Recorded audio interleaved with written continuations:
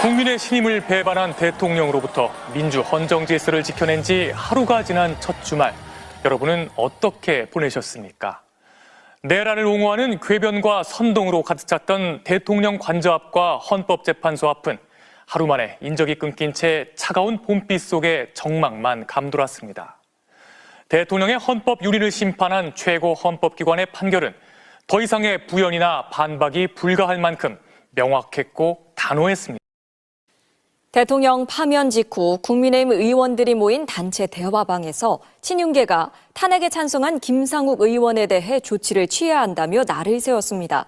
이젠 여당 지위를 뺏긴 국민의힘이 갈등과 혼란에 휩싸인 모습인데 그래도 대선을 준비하는 잠룡들은 본격적으로 고개를 내밀기 시작했습니다. 조기 대선 일정은 오는 8일 국무회의에서 결정될 것으로 보이는데요. 일정만 결정되면 더불어민주당 이재명 대표는 곧바로 대표직에서 물러나 대선 준비에 착수할 예정이고 비명계에선 김두관 전 경남지사가 다음 주 초 가장 먼저 대권 도전 선언을 예고했습니다.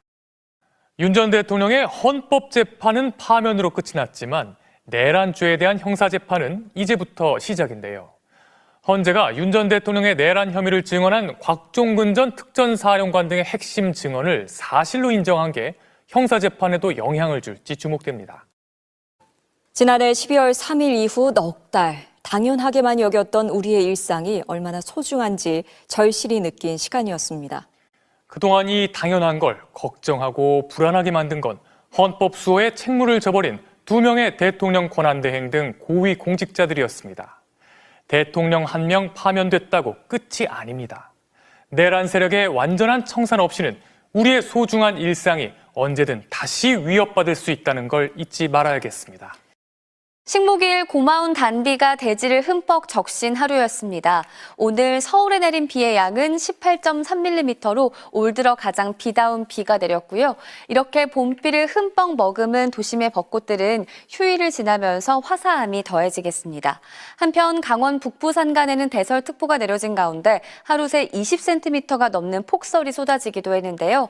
비와 눈구름은 밤사이 모두 물러가면서 휴일인 내일은 전국에 청명한 하늘이 드러나겠고요. 낮 동안 따스한 봄볕에 서울의 낮 기온이 16도, 대구가 20도까지 오르겠습니다.